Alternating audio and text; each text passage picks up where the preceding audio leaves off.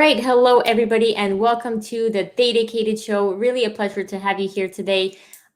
We are going to talk about a very interesting topic with Mark Palmer. He's the Senior Vice President and General Manager of Analytics, Data Science, and Data Virtualization at TIBCO.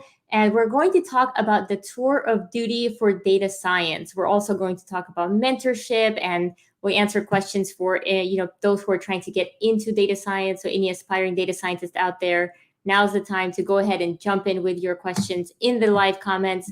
We'll try to take as many questions as we can throughout the session. So don't feel the need to wait until we're done with our conversation to ask your questions. Just type them into the chat and we'll try to take them as they come. As you're joining the session, let us know what your job title is. Are you a data scientist? Are you, a data engineer? Are you a data analyst? Or are you a student? It's always helpful for us to guide the conversation based on who's actually joining and who's listening to the conversation. So definitely let us know in the chat. Let's have a great time. I'm going to go ahead and bring Mark up on our virtual stage here. Hello, Mark. Welcome to the Dedicated Show. Hi, Kate. Thank you. Awesome. So I'm glad to have you here. And let's start with, where are you tuning in from, Mark?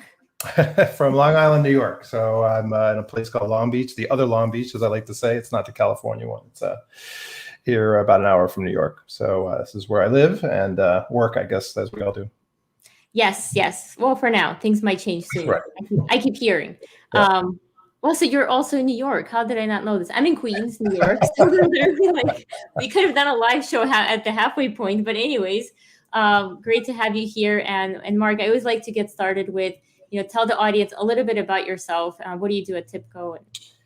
Yeah. So as you mentioned, I'm the head of products, basically, and the general manager for our data and analytics products.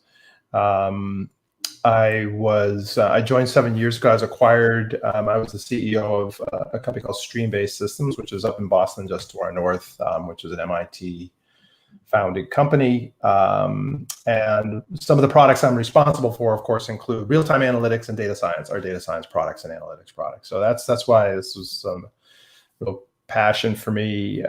For some people that don't know TIBCO, we have big enterprise customers that use our stuff, including actually we sponsor the Formula One racing team for Mercedes, which is a lot of fun. But I've spent a lot of time here in New York. Sort of grew up doing real-time trading systems, algorithmic trading systems is my tech background.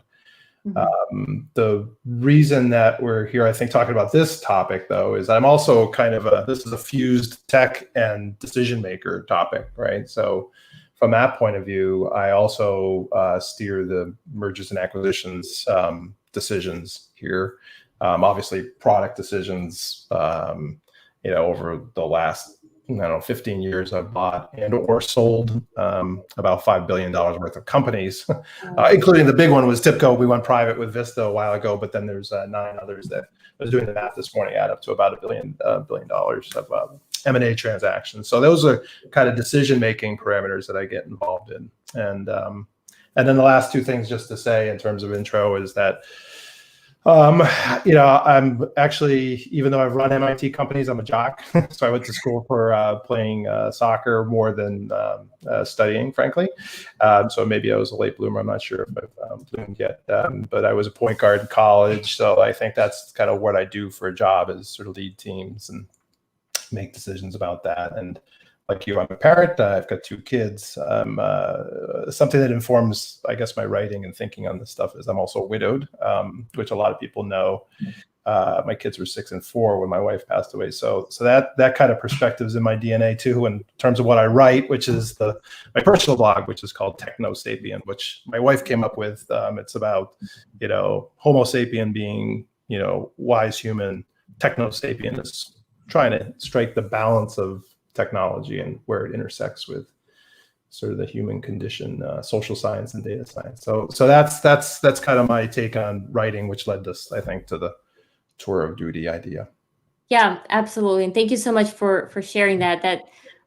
Very, very powerful background that you have. And we have a lot of people here ready to listen. We've got Jenna here. She's a data analyst and MS student. Got Surya, who's just graduated, LinkedIn user, pharmaceutical engineer. Ooh, pharma. Yeah, we've got Carrie, data and analysis. And one of my questions I did have for you was around your blog, because that is the reason we sort of started talking here, because one of your articles of the tour of data science. But before we even get to that, I just want to know more about your motivation behind starting a blog. What was your thought process? Were you just wanting to share more with the world, or how did that start? That's it. It's funny. Somebody asked me, how do I publish my article on your blog? I'm like, really? Because it's just my own. It was really, obviously COVID inspired. Also Seth Godin inspired. I don't know if you caught his book, The Practice, where he talks about writing every day. And I thought, I'm going to do. I've written forever, right, for 20, 30 years about tech. I just love it, and decided. To start the practice of publishing every day. I did the first on the blog. It was just an experiment. For the first 100 days, I posted something every single day, and with my day job, it almost killed me.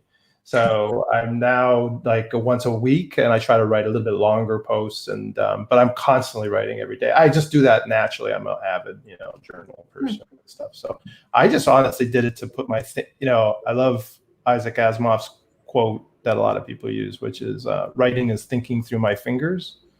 So it's really just kind of my way of thinking about things, and then therefore publishing them and in public, I think is pretty daunting, but it's a lot of fun. And it's just purely personal, mostly, I guess, sharing it with people, but it's kind of my way of thinking through something.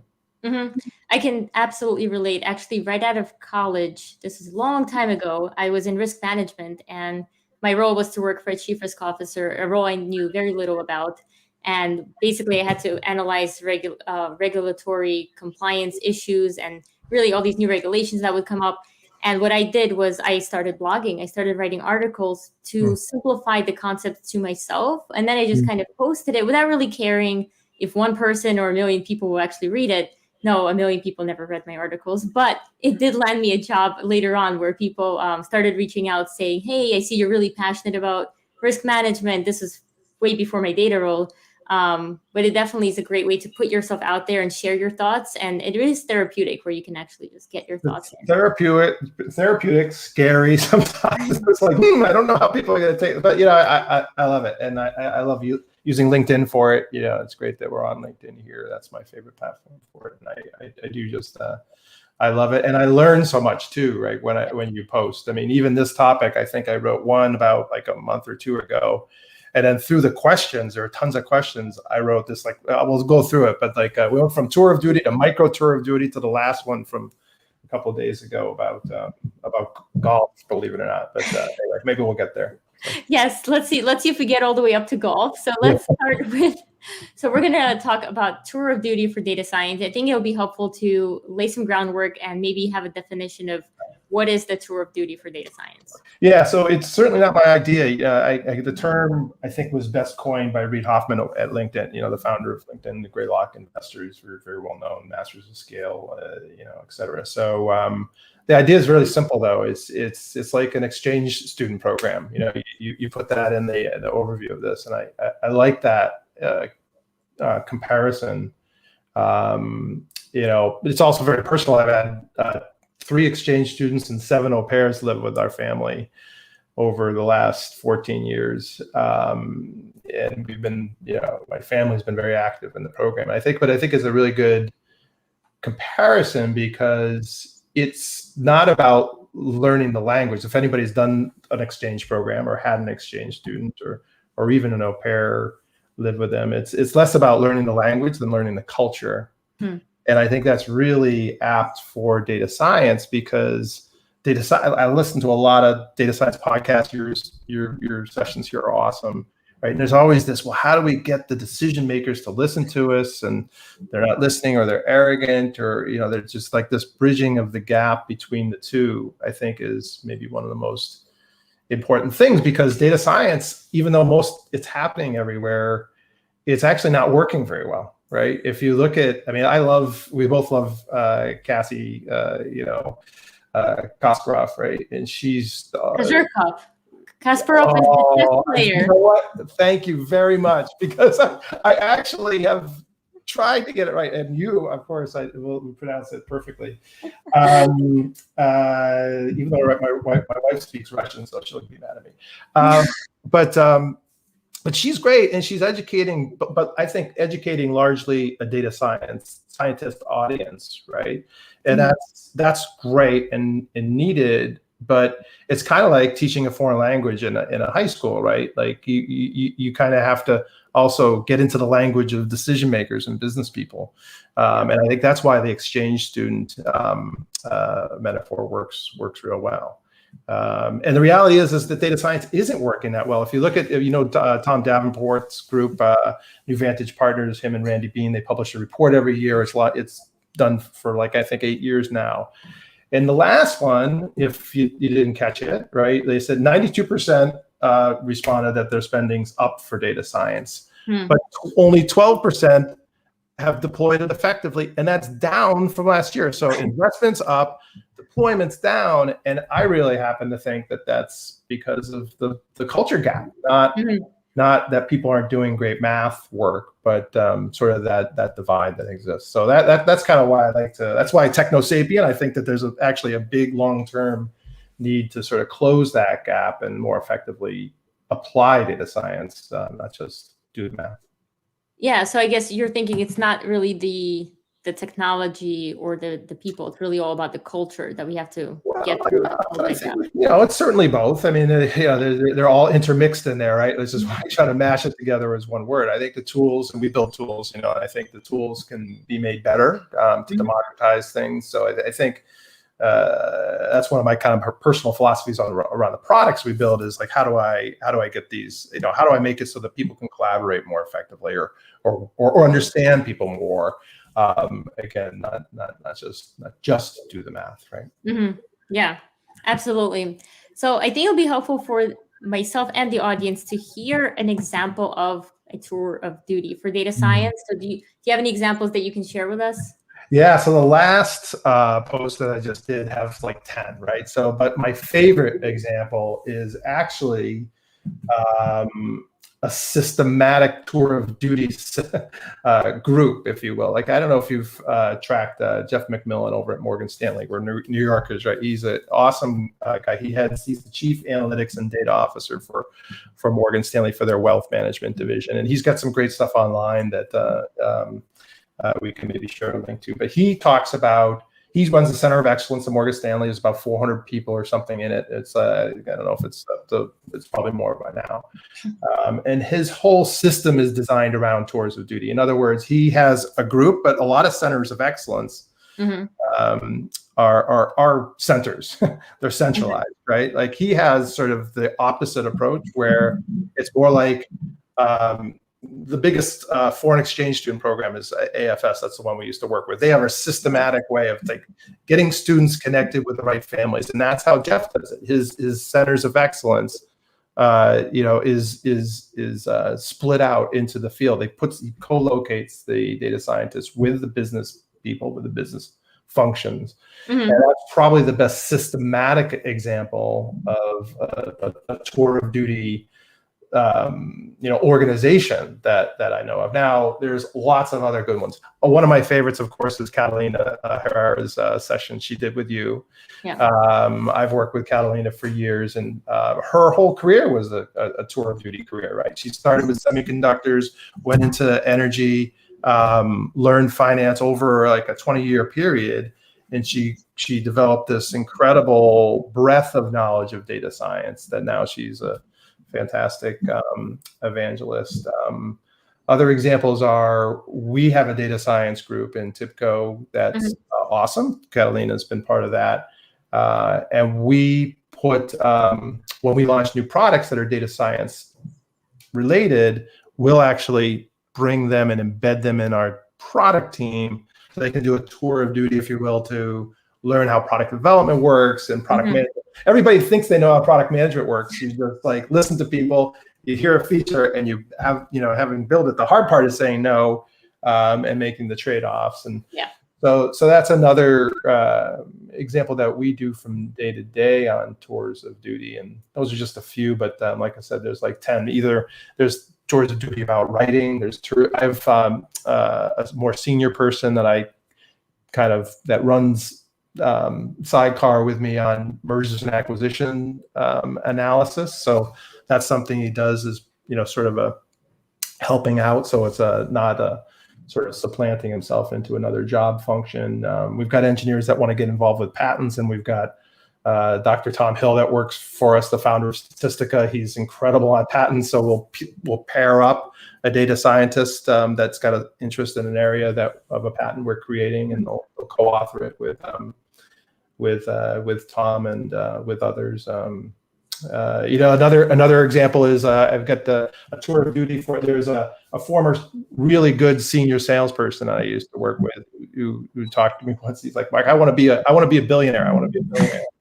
Right. So his tour of duty, but he worked at a large company for a long time. So I helped him get into some startups through my East Coast connections here. And now after 3 tours of duties, 2 of which didn't work out so well. He's the head of sales at their last post-money market cap was like $300 million or something. So he's on his way. He's not a billionaire. He's on his way. Yes, he's getting there. That's awesome. All sorts of different ways of doing it.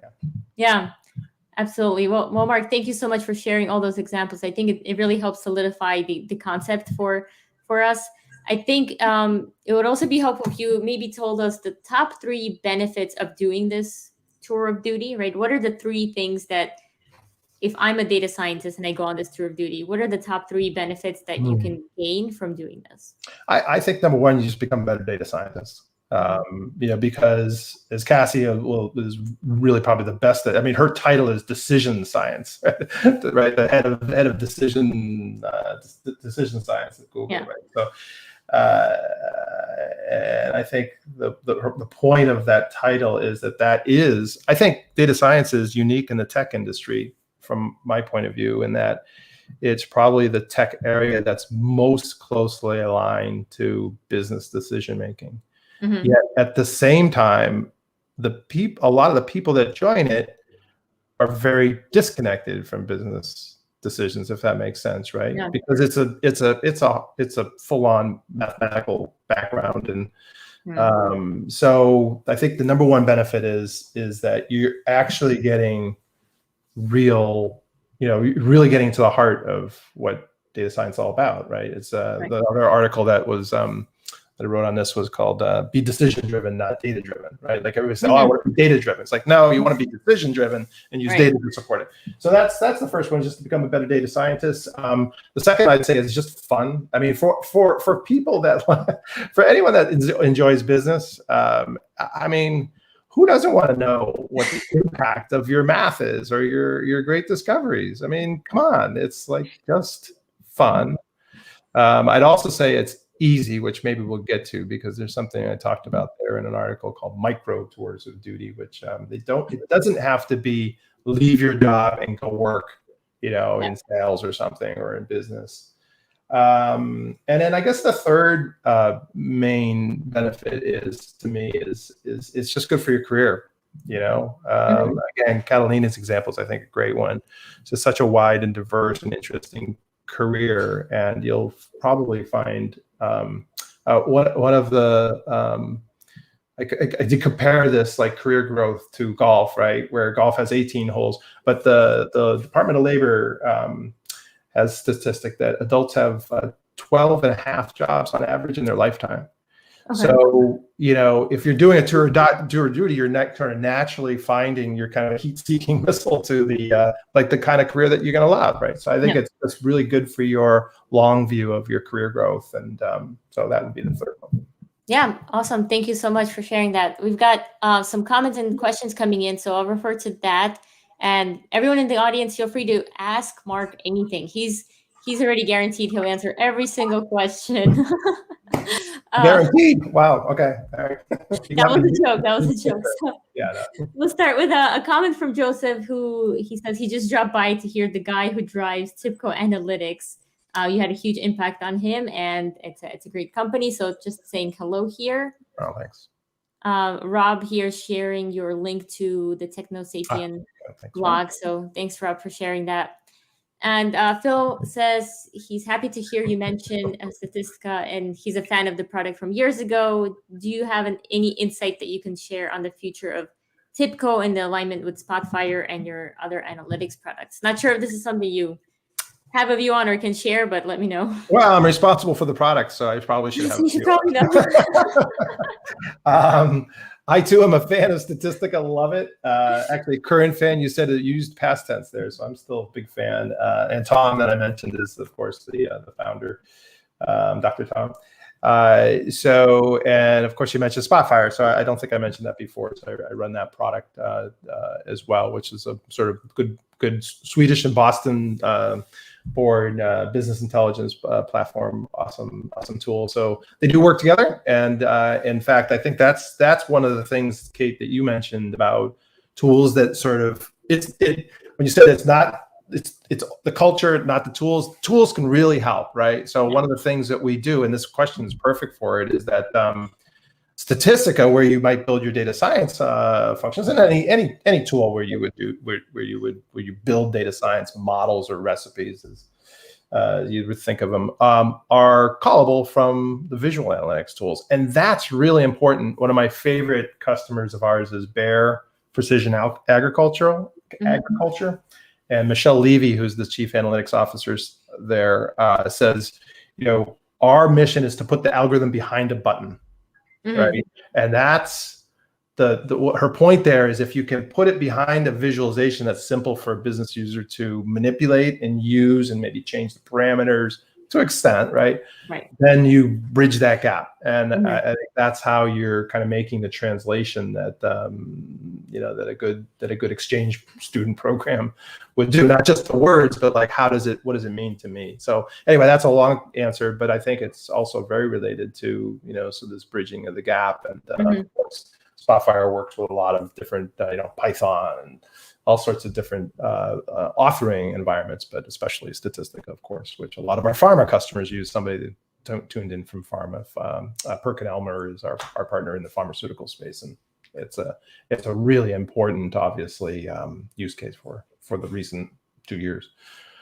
Yeah, that definitely makes sense. I think from a culture perspective, if you have technology that makes everyone's life easier and has a great user experience, that can definitely improve your data culture, right? Yeah, and they're different personas too. Software designing people talk about personas, right? So it's a different persona designed for a data scientist as it is for a business user. They're very, very different, interfaces, user experience, UX teams. Think of them differently, and we certainly do on the product side. Yeah, it's a big difference. Absolutely. I'm assuming the more technical folks wouldn't want the button; they want the algorithm. They want to. And not only do they want the algorithm, they want to go in and change the algorithm, right? Yes. Business users just want to use. Again, Cassie, I was listening to her recently, and she talks about the metaphor of a microwave, right? Like a lot of data scientists are great at they can build a microwave, right? Yeah. But when you're actually cooking, you don't need to know how to build the microwave. You just need to use the microwave and push the right buttons. And I think that sort of comparison is a good one for data science in terms of the difference between the two personas. You want to design nice buttons and user interface for the microwave, and also really have somebody that can build one from scratch when you need to. Yeah, I've actually heard Cassie give this talk. It was in New York City. I forget which conference it was. Definitely pre-COVID. But yeah, that microwave example of we don't all have to know how to build one, but we all use one without really having to change all the features behind the scenes. So that was really interesting. I think that's why 90% of the people are they're doing more data science, hiring more data scientists, but only 11 using it effectively. I think that's why we have to focus more on building the right buttons. Yeah, absolutely. Okay, a comment and then a question. So Pamela says that she really enjoyed the last post, green to tea career strategy. I'm assuming that's the golf one. That's the golf one. Shall I explain? Because it's really confusing. Yeah, please explain. Let's get into golf. Let's do this. It's good. Look, I think it applies to anybody that plays a strategy game, so like chess or something. And the basic idea is, Tiger Woods has innovated the game in a lot of ways, but in 2005 he did something really weird in the and the British Open. He didn't hit his driver at all. Okay. And it was, or hit him once actually, and he ran away with the tournament. And people thought, this isn't exactly new, but it was so stunning, right? People said, well, he explained his thinking is that, well, I think about approaching a hole backwards from the green Mm-hmm. to where I'm standing in the tee, and that's usually 3 to 5 shots. And so at the U.S. Open, the weather was so terrible that he decided he never had to hit driver. The ball was rolling forever. Like Mm-hmm. accuracy was more important than distance in that case.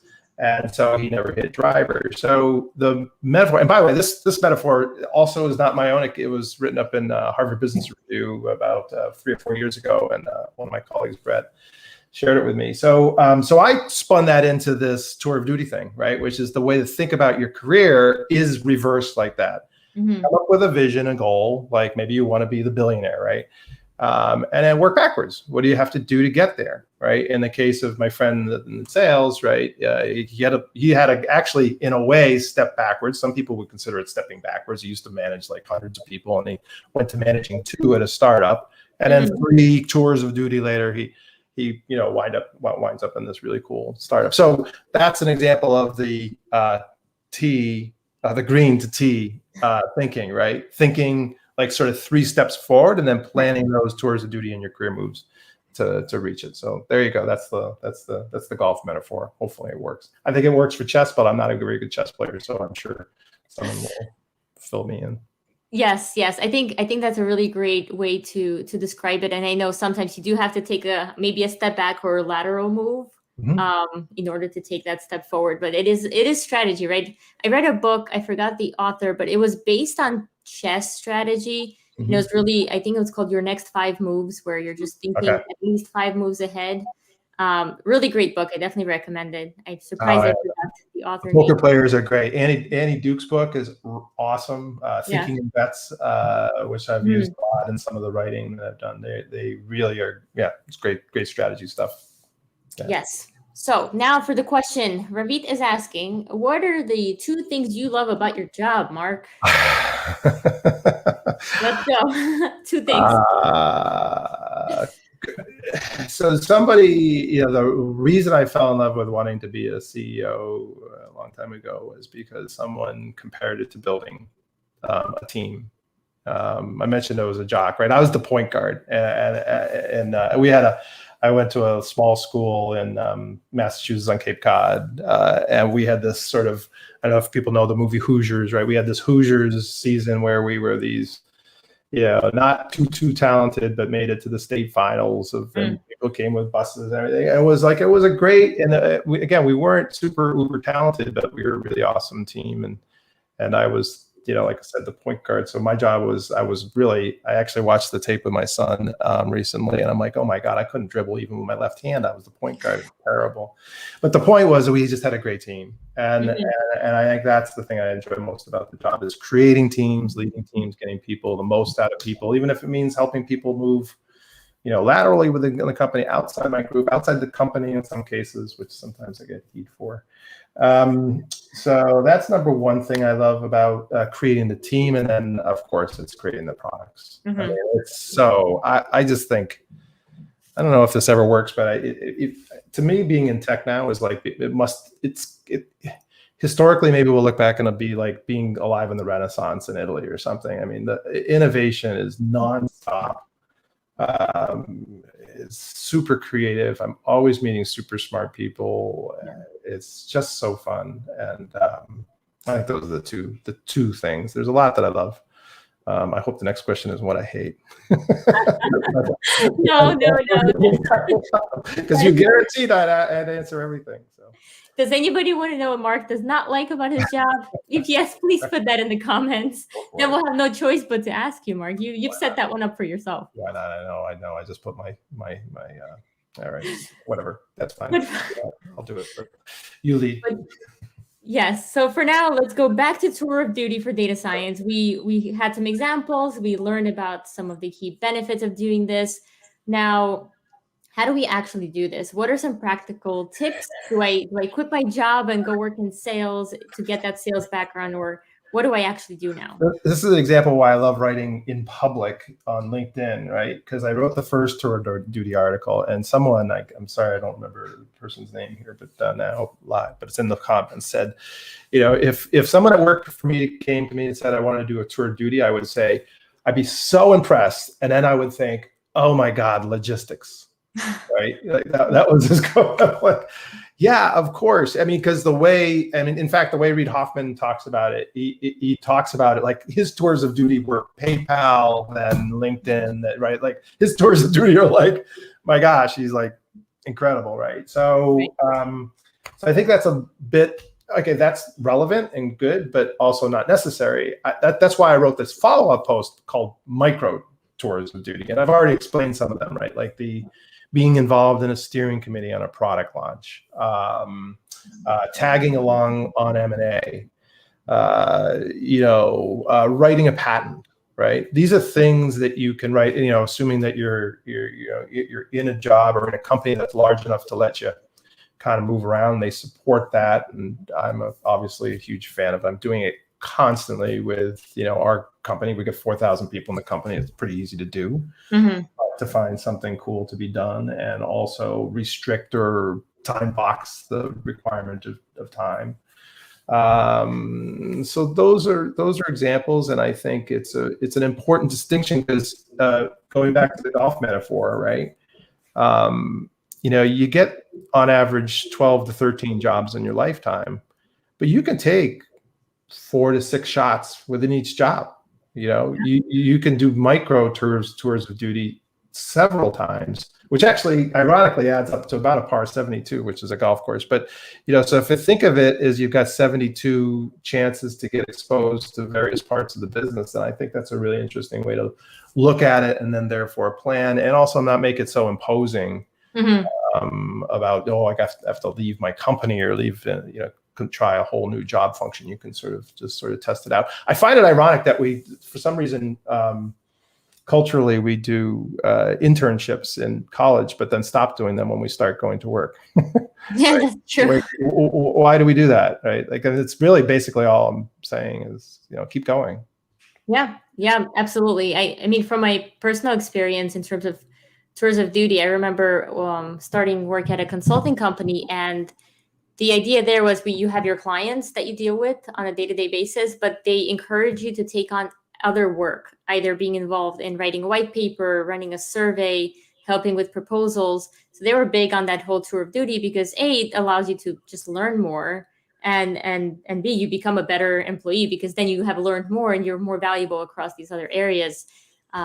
So many benefits that come from that. But I guess the message here is it doesn't have to be such a big deal as getting that second job, where you work all night or something. It could be an hour a week where you're just getting that exposure. Yeah. And by the way, writing is, if you were to ask me the question of is there other requirements for, if you're going to do one, I'd pick writing, right?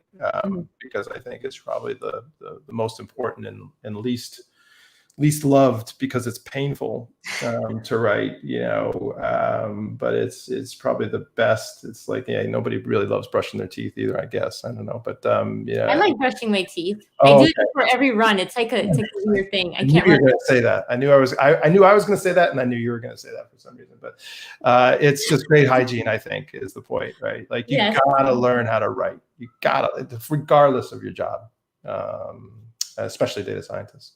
You said it so well right at the start that, or maybe we were talking before the call about writing. So yeah. So a question here from Barbara. She's asking, why did you choose the term tour of duty? Well, I didn't. Reid Hoffman did, but I do like it. I think I could have called it maybe an internship or an exchange program. It's always tricky to pick metaphors. In fact, I usually hate picking sports metaphors. It's they're quite hackneyed. But the tour, I think, is nice because it does imply a tour, right? Where you're going to someplace different, or you're on a mission. And I think the mission part of it is particularly a strong, with exchange students, the mission is generally just to learn another culture, right? Not the language, but the culture. But in fact, the funny thing there, my wife used to always get this book called English is a Second Effing Language, which I'm trying to be, and I guess it doesn't matter, but I'd rather. Yeah, so it's got like chapters on the F word, the A word, the S word, and we'd always give these to our exchange students because it's like they can learn the words, but they can't understand the meaning. There's a whole chapter on the F word in this book. It's a riot, by the way. If you ever, if you're not sensitive to language Yeah. that way, we used to read it with our exchange students because it really, was a way to talk about a particular element of the culture. So yeah, I think that's.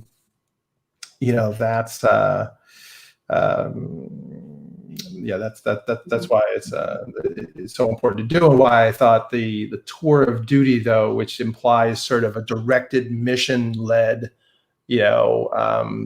experience, as opposed to just learning the culture. It's like, okay, I want to learn how M&A works.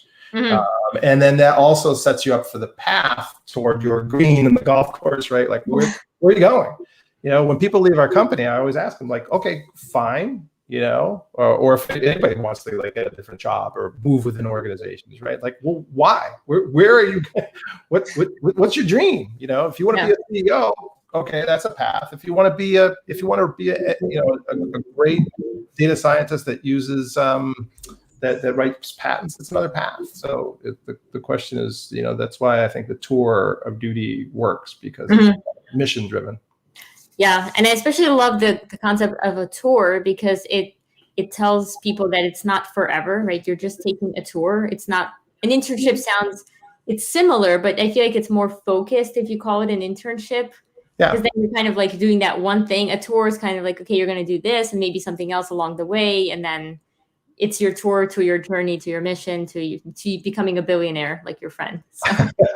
And hey, with a person that has the question, if you have a different idea, different metaphor, all ears, it's always fun to try to think of something that sticks. But I think that one sticks for me. Yep, absolutely. So, Mark, let's talk about your personal tour of duty. I know you mentioned some of the roles you had before, but what did you learn along the way from your own personal tour of duty? Yeah, that's good. It's a great one. So personal tour was, I was in engineering college, as I probably pointed out or implied. It wasn't a really great one. I met my first wife as a developer. We were writing, a three-dimensional CAD system in Motif X Windows. Boy, I'm dating myself there. For if you know what that means, then chat on LinkedIn. But I was doing user experience UI development, and liked it, but didn't love it. And then I went, after 5 years, I did a really cool thing. It's called aptitude testing. There's one in New York based here. It's called Johnson O'Connor aptitude testing. It's amazing. And they basically said they can test your natural born aptitudes. And for me, they found, well, I can be an average engineer, which surprise, I was. But you be an above average because I have higher, what they call ideaphoria. I generate lots of ideas. I'm not as good at focusing on a single. Okay. They call it ideaphoria, which they can actually measure. It's a fascinating. This institute's been around since the early 1900s. It was created in the Industrial Revolution to sort of see if you can measure people's natural born aptitudes, which turns out you can't. So it has said, you'd be better off as either a executive, a salesperson, or a cartoonist. Which was weird because I had never been a doodler. Anyway, so I chose to go into sales, and then that was my big change in functional tour of duty, and I kind of went crazy, loved it, started to learn more, and then mission wise, so that was kind of functional, and then I kind of grew up through managing more people. But then I also just fell in love with missions. So my first one in the 90s was object-oriented databases. They were going to take over the world. And again, I don't know if people remember that, but they didn't. Spoiler alert, they didn't take over the world. But I was with a company on the Inc. 500. So it was the #1 fastest growing company in the 90s, called Object Design. And then got into real time, and that's where I eventually wound up running, Streambase. Just fell in love with the idea that more and more of the world's data is going to be in motion, and so analytics needed to be applied to data that's real time and in motion. And now we're certainly TIPCO's sort of the pioneer in that space, and now data science is like sort of the big mission. So my tours of duty, like kind of functionally, would be from object-oriented databases. Didn't work out. Real time, I think it's everywhere. Data science, that's sort of the big mission now, and really balancing the two, and that sort of mapped to sort of my career. And I also just love the mentoring things that I'm doing now too, which is another sort of tour duty of mine, but more personal. Yeah, and we'll definitely get into mentoring right after this quick comment from Phil. He said he was around during the time of Motif XMO, Okay. working on Vaxxas at the time, and was jealous of the XMO users. Oh, X was awesome. It was Motif, and yeah, it's just so much fun. So much fun. I wasn't good at it, but it was fun. So nice. As long as you have fond memories of it, that's good. So yeah, I met my wife. It couldn't be bad. She was always fixing my code, so it was a good way to. Was your code actually broken, and were you like, my code's No, broken? it was broken. I didn't have to make up an excuse. No, not at all. Okay. All right. So let's talk about mentorship. I know you're involved in some mentorship, and I think let's also talk about how others can get involved in mentoring, and also if an individual listening to this conversation right now is looking for a mentor, what advice would you have for them? Sure. So so in terms of being a mentor, and I don't really, I favor, there was a really good book called The $1 Billion Coach or something about really likening it more to coaching, which is probably closer to like the relationship that Bill Belichick and Tom Brady have. We're both East Coast people. Sorry, a New Yorker, but I'm a Boston person. So that I think that interlocking of sort of coach and player is more the way I like to think about it. I also did this article called Reverse Mentoring, which was a concept and idea that Gretchen O'Hara at Microsoft talks a lot about, right? Which is that you get as much from mentoring as they get from you. And I think that's a classic debate about Belichick and Brady, like who was more important. Well, I think it's the symbiosis that's really interesting. So, in terms of being the mentor or the coach, right, I do that very informally at work, but I also do it through a really wonderful program called Correlation One. Correlation One's the company that runs it. It's called Data Science for All. It's based here in New York. It's awesome. It's harder to get into. It's aimed at underrepresented populations, if you will, right? So, and it's harder to get into than Stanford. It's like 4% acceptance rate. It's free. It's instructed by. It's a 13-week program instructed by Harvard professors. Really awesome, encouraging diversity, and it's a very systematic mentorship program. Really awesome. So I'm involved in that. So that's kind of like on the mentor side. On the mentee side, which you asked about, programs like that are incredible. If you can, there's so many of them. Really, we also sponsor a program called She Loves Data, which doesn't have as strong a mentorship angle, but it's certainly sort of part of it. And I think Mark Cuban talks a lot about a really good principle is that they say that the best mentees ask the best questions. And I find that, I think kind of randomly had somebody ask me to mentor some or coach or just meet with a younger data scientist, which I did, which is fine. She asked amazing questions. It was a great conversation. I think she got a lot about it, and I did too, because I learned I learned that point of view of, oh my gosh, I just graduated from college, or like my first job, should I move? What do I do? I love it. So for mentees, I think the other thing is that, lean back on the golf metaphor. So if you've ever played golf, the one thing that's funny about golf is that everybody's got an opinion. Really crappy players will tell you how to change your swing. Don't pick them as mentors, right? My thing was, don't listen to, find someone whose game you want to emulate. Yeah. and go after them, right? Unfortunately, I get a lot of advice from bad places. So, so I think those are some of the best practices, if you will, for finding mentors. And I do think that it plays into that,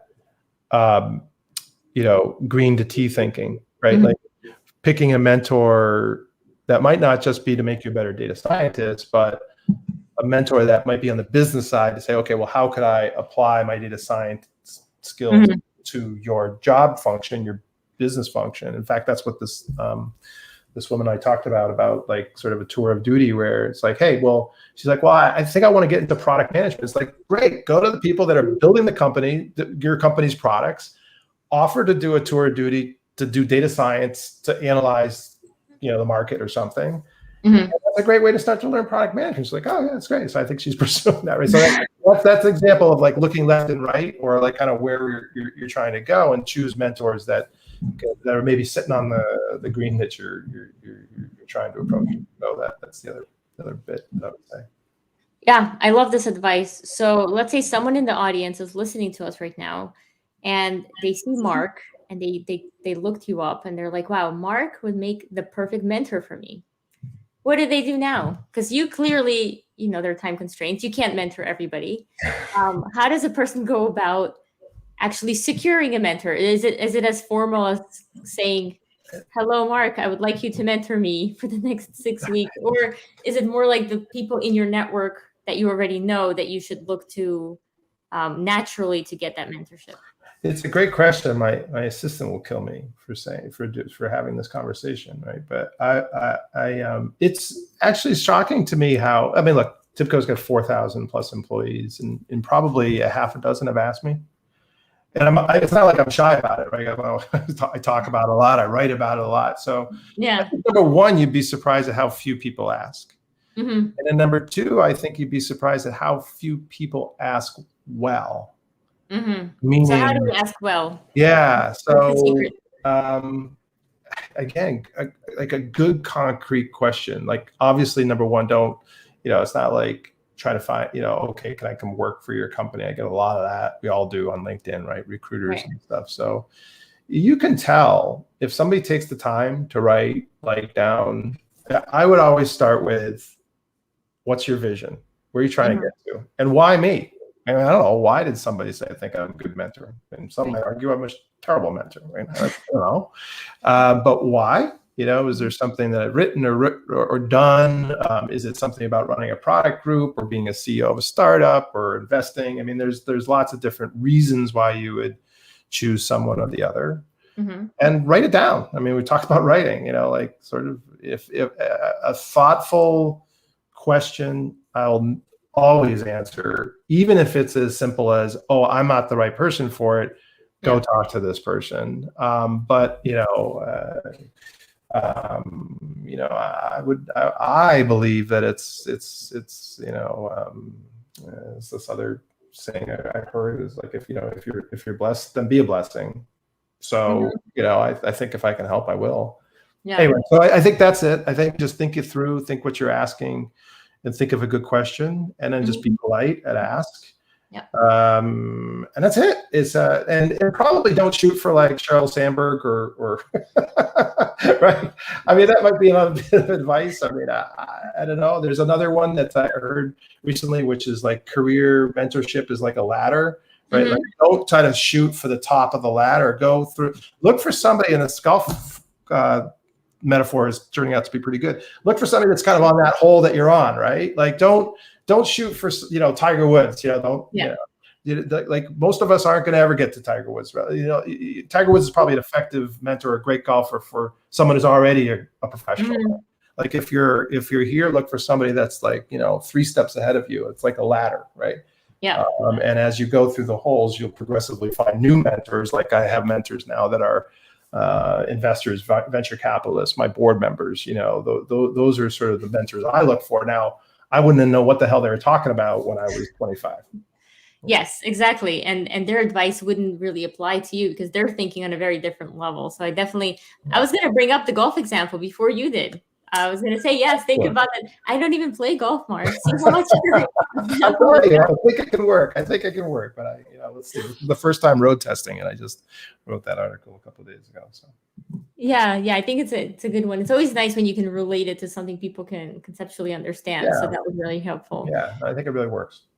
Yeah, absolutely. So definitely, I think asking that why, I think, is the most important thing for me when you're looking for a mentor, is asking yourself, why this person, and really writing it down, maybe at least 5 reasons why.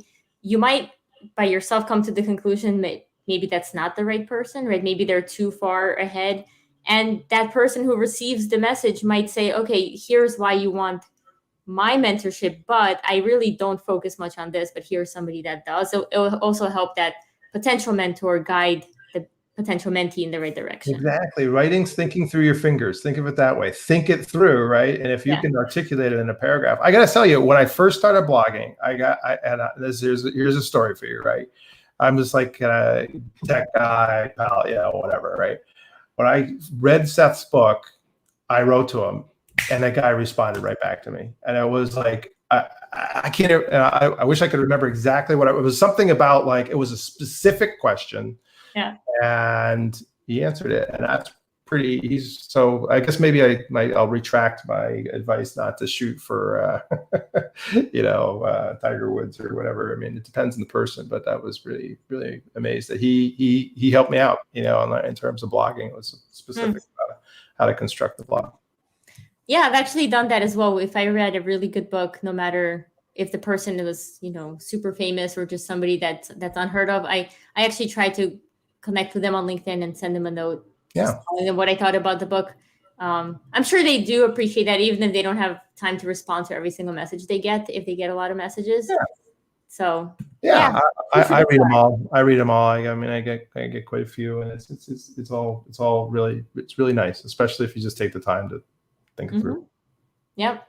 Let's just take a comment here from Jennifer. She's just saying, she'd recommend doing informational interviews with people. Then if you have a good rapport, you can approach them as a mentor, and also consider approaching people outside of your current firm through professional associations, because these relationships are invaluable if you have to leave your current employer and need that support. So Yep.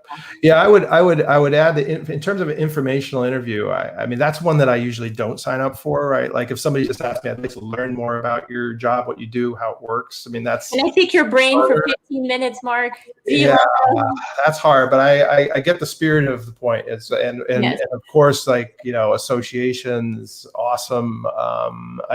For me, it's helpful to be like directed where I can say, okay, I'll carve out 50. Like maybe it's a function of how busy someone is. Like I said, it's really hard. But like if you ask for 15 minutes and realistically, like really ask for 15, a lot of times people say, I just need 15 minutes, and then 2 hours later they're still talking. I think that to me is helpful. But information interview, absolutely. Information about like what I do or how you run your podcast, right? And LinkedIn Live and your whole system would be, maybe you could do that in 15 minutes. Yes. So I am a fan of informational interviews, especially when I was starting out and learning about this whole data world. Almost every single person I asked to get on a quick call, they did say yes, and I was impressed. I'm like, wow, this data community rocks, and that's kind of why I fell in love with this whole space. But on the other side of it, it is really tough. I try to say yes to as many people as ask for some time, but a lot of times it's easier to say yes when there is a very specific need, right? Yeah. There's a very specific outcome that I can help you achieve. I'm much more willing to get on that call and help you make the time for that. Here's another one. Here's another idea, right? Ask a writer.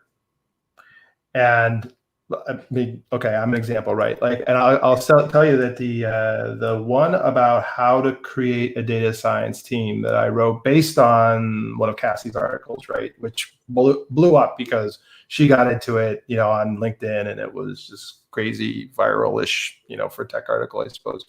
That one I wrote that because someone's just sent me a message on LinkedIn from a regional bank and said, I'm just starting out with a data science team. How do I build one?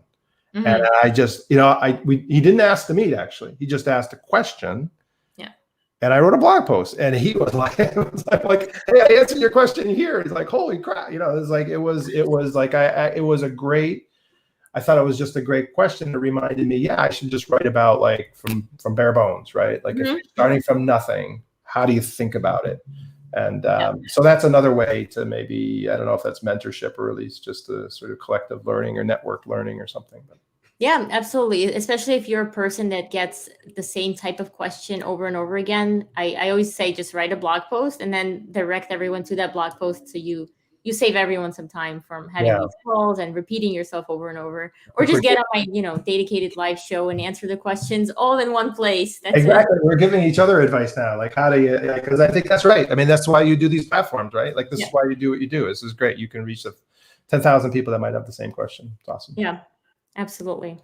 All right, Mark, as we wrap up, I know we went slightly over the promised time here, but we're having so much fun. So it's hard to cut it off sometimes. But a few very last minute quick questions. Number one is, what is your favorite podcast? You mentioned you listen to podcasts. God.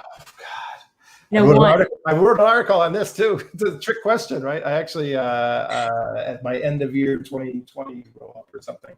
I mean, On Being, Krista Tippett's is probably number one. Masters of Scale, Reid Hoffman's. How I Built This. Sorry, did you ask me for just one? This is a very difficult question. Just one.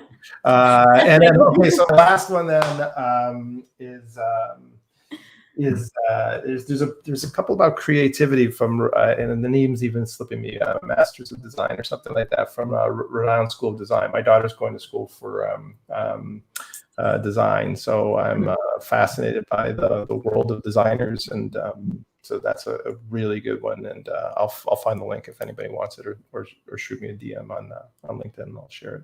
So those are four. Sorry, I violated your question. No, it's okay. And then when you get a chance, Phil was asking if you can share the link to. Oh yeah, sure. The article. Yep, of course. You'll find this comment after the show. Yep.